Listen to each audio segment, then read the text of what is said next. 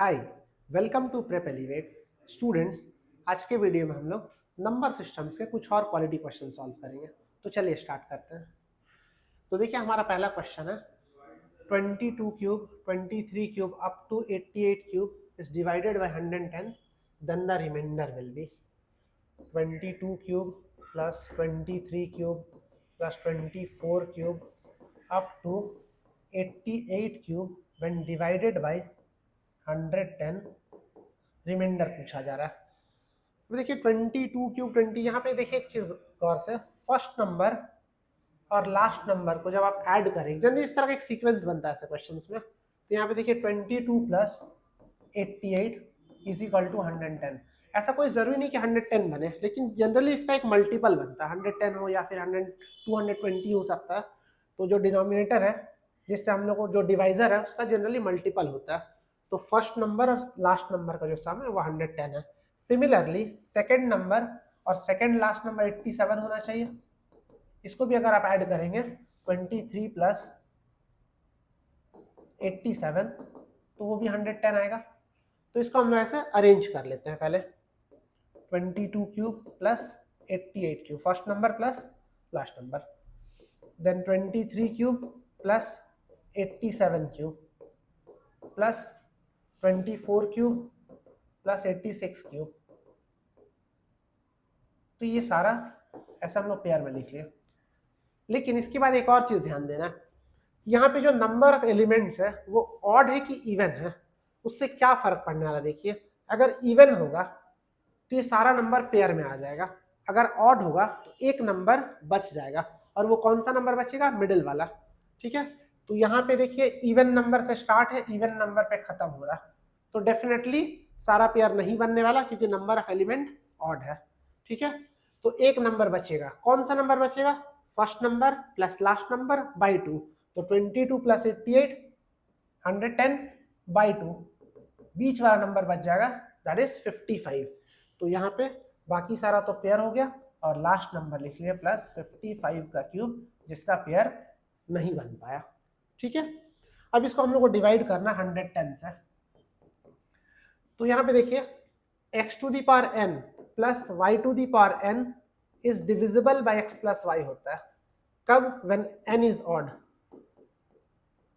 When n is odd.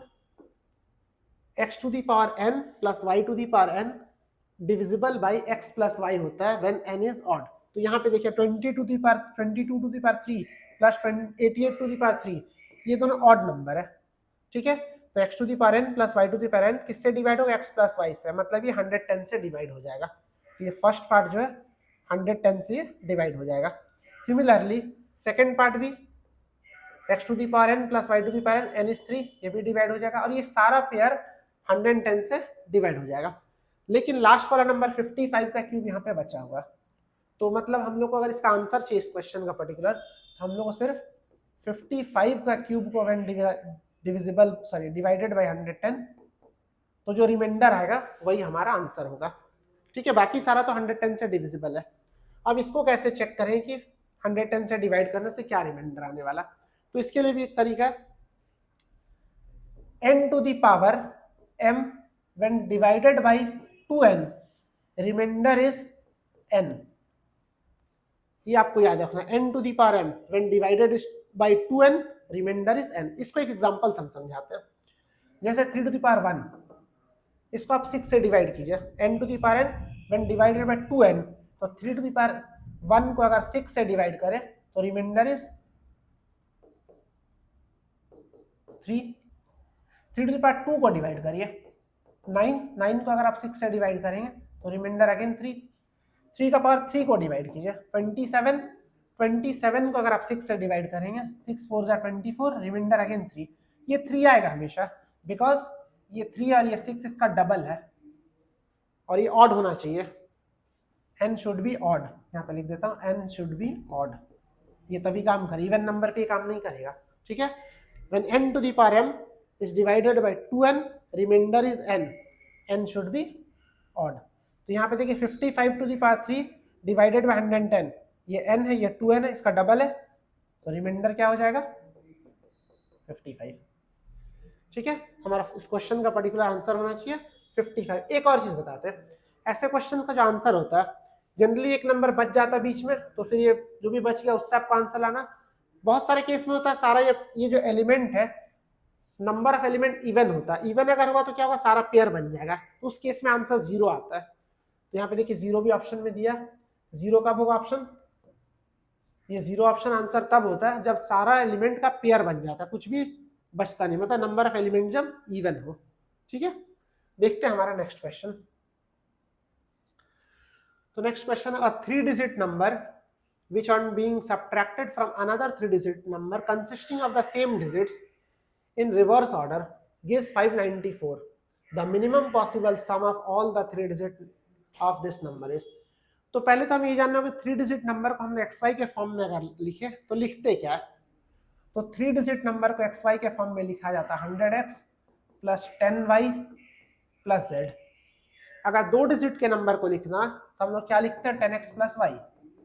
लेकिन ऐसा क्यों लिखते हैं, देखिए अगर 2 डिजिट का कोई नंबर हमें लिखना, सपोज 23, इसको लिख सकते हैं 2 इंटू 10 प्लस 3, बिकॉज एक डिजिट हमारा यूनिट प्लेस पे होता है और ये डिजिट होता है टेंस प्लेस पे। अगर आपको 3 डिजिट का नंबर लिखना, सपोज 215, इसको लिख सकते हैं 2 इंटू 100 प्लस 1 इंटू 10 प्लस 5। तो वैसे ही इसको अगर एक्स वाई जेड के फॉर्म में तो क्या लिखेंगे 100x plus 10y plus z। ठीक है, अच्छा दूसरा नंबर जो उसके भी digit same but reverse order में, ये हमारा ओरिजिनल नंबर है, दिस इज ओरिजिनल नंबर, और रिवर्स नंबर जो होगा रिवर्स नंबर हो जाएगा 100z plus 10y plus x। ठीक है, इसके बाद एक और चीज का ध्यान रखना कि सबट्रैक्ट किससे किसको कर रहे हैं, ओरिजिनल से रिवर्स वाले को कि रिवर्स वाले से ओरिजिनल को, ये ध्यान देना भी बहुत जरूरी है। तो अ 3 digit number which on being subtracted from another, तो मतलब इसको सबट्रैक्ट किया जा रहा है ओरिजिनल को रिवर्स वाले से। ठीक है, तो क्या लिखेंगे 100z plus 10y plus x, इसको हम लोग सबट्रैक्ट करेंगे, इसमें से सबट्रैक्ट करेंगे ओरिजिनल नंबर को 100x plus 10y plus z को, तो result is 594, result is given 594। ठीक है, अब देखिए 10y तो कैंसिल होगा जब सबट्रैक्ट करेंगे तो, और 100z minus z 99z minus x minus 100x 99y, और वैल्यू इज 594। तो z minus sorry x, z minus x is equal to 594 by 99, ये आ जाएगा 6। तो हमें z माइनस एक्स का वैल्यू मिल गया 6। z माइनस एक्स मतलब थर्ड डिजिट और फर्स्ट डिजिट का डिफरेंस है 6 का। अब सोचिए नंबर क्या क्या बन सकता है, इसको ध्यान से देखना। फर्स्ट डिजिट अगर x का वैल्यू अगर 1 रख दे, ये y ये z, तो z का वैल्यू क्या हो सकता है 7, because z minus X is equal to 6, तो z is equal to x plus 6। ठीक है, तो x के वैल्यू के ऊपर z डिपेंड करेगा, तो x को अगर 1 रखे z क्या हो जाएगा 7, x को अगर 2 रख दे तो z 8, x को अगर 3 रख दे तो z 9। अच्छा x को 0 रख सकते हैं क्या, नहीं रख सकते, इसलिए जानना जरूरी है कि ओरिजिनल में से रिवर्स को माइनस करें कि रिवर्स में से ओरिजिनल को। z का वैल्यू 0 हो सकता है, x का नहीं हो सकता है, because x is first digit. अभी y का वैल्यू के बारे में हमें कुछ पता नहीं है, तो y का वैल्यू क्या क्या हो सकता है, y का वैल्यू हम लोग 0 to 9 कुछ भी रख सकते हैं, वो हमारे इक्वेशन में ये कट गया, मतलब इससे कोई फर्क नहीं पड़ना है, z y का वैल्यू 0 to 9 हम लोग कुछ भी रख सकते हैं। अब देखते पूछा क्या गया, the minimum possible sum of all the 3 digit number, 3 digit का जो सम आएगा उसका वैल्यू क्या आएगा, मिनिमम वैल्यू। तो देखिए मिनिमम अगर लेना है तो x का वैल्यू हम 3 और 2 तो नहीं लेंगे, 1 लेंगे, ये तो कंफर्म x का वैल्यू हम लोग 1 लेंगे, बिकॉज हम लोग को मिनिमम चाहिए। x का अगर 1 लेंगे तो z का ऑब्वियसली हम लोग को सॉरी, तो z का वैल्यू इस केस में क्या हो जाएगा 7। अच्छा y का वैल्यू क्या लेंगे, y का वैल्यू कुछ भी ले सकते हैं 0 to 9, कोई फर्क नहीं पड़ता है, इक्वेशन में y है नहीं, वो कैंसिल हो गया, मतलब y का वैल्यू आप कुछ भी ले सकते हैं, हम लोग को मिनिमम वैल्यू चाहिए, क्या लेंगे 0, तो हमारा सम हो जाएगा 1 plus 0 plus 7 is equal to 8, so answer is 8। इस क्वेश्चन में एक और चीज पूछता है कभी कभी, सेम यहाँ तक सेम आप सॉल्व करेंगे, लास्ट में पूछेगा how many such numbers are possible, ये पूछ देता है। तो वैसे केस में आंसर क्या होता है, इसके लिए 3 ऑप्शन है और y के लिए 10 ऑप्शन होंगे 0 to 9, तो 3 10 30 हो जाएगा वैसे केस में। सेम क्वेश्चन में पूछ देता है how many such numbers are possible. ठीक है, तो देखते हैं हमारा नेक्स्ट क्वेश्चन। हाँ, ये बड़ा इजी क्वेश्चन है, फैक्टोरियल का है। What is the greatest power of 5 which can divide 80 factorial. 5 का मैक्सिमम पावर जो 80 फैक्टोरियल को डिवाइड कर सके। सिंपली सोचिए 5 का मैक्सिमम पावर, तो यहाँ पे जो 5 का पावर होगा वही आंसर होना चाहिए। जैसे मान लीजिए यहाँ पे अगर लिखा हुआ है 2 इंटू 3 इंटू 4 डिवाइड बाई 5, ये डिवाइड कर पाएगा इसको, नहीं कर पाएगा बिकॉज इसके अंदर 5 है नहीं। ठीक है, तो 5 तभी डिवाइड कर पाएगा, जैसे यहाँ पे 5 डाल दे, अब 5 इसको डिवाइड कर सकता है, लेकिन क्या 25 इसको डिवाइड कर पाएगा, नहीं कर पाएगा बिकॉज यहाँ पे एक ही 5 है। मतलब जो डिविडेंड है, डिविडेंड के अंदर जितना 5 होगा, डिवाइजर के अंदर उससे कम या उसके बराबर 5 होना चाहिए, 5 क्या कोई भी नंबर हो। तो यहाँ पे देखिए क्वेश्चन क्या हमारा 80 फैक्टोरियल है। 80 फैक्टोरियल का मतलब होता है 80, 79, 78 अप टू 1, और उसको डिवाइड करना 5 के पावर से।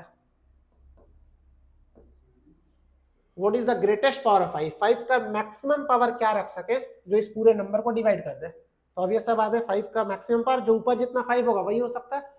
तो 80 मतलब क्वेश्चन में सिंपली पूछा जा रहा है 80 फैक्टोरियल में कितना 5 है, तो कितना 5 है, एक 5 आपको 75 में मिलने वाला, हो सकता है 2 मिले, चेक करना होगा। 75 मतलब 5 इंटू 5 इंटू 3, 2 5 है। इसके बाद आपको 70 में 5 मिलेगा, 65 में 5 मिलेगा, जो भी 5 का मल्टीपल है वो नंबर्स होगा। लेकिन कुछ नंबर्स में 2 5 भी होते हैं, तो इसको चेक कैसे करते हैं। इसको चेक करने का तरीका होता है 80 डिवाइड बाय 5 कर दो। 5 का मल्टीपल इसके अंदर 16, तो 80 बाई 5 इज 16। बट कुछ नंबर्स ऐसे जिसके अंदर 2 5 है, तो इसलिए प्लस 80 बाई 5 का स्क्वायर भी कर दो। जो 2 5 वाले नंबर है जिसके अंदर 5 के 2 फैक्टर है, जो 25 का मल्टीपल है, वो सब एक बार और इसके अंदर ऐड हो जाए। तो 80 बाई 5 इज 16 प्लस 80 बाई 25। आपको रिमाइंडर को नहीं देखना, 25 के टेबल में 80 को क्रॉस नहीं करना, 80 से पहले आपको रुकना। 25 3 जा 75 मतलब 3, तो आंसर इज 19। तो ये बहुत इजी सा सम था। इसी क्वेश्चन के एक और तरीके से पूछ सकता था 80 फैक्टोरियल में कितना 0 होगा, इसका आंसर भी यही होगा, 19 ही होगा। बिकॉज 0 कैसे बनता है, 5 इंटू 2 के प्रोडक्ट से।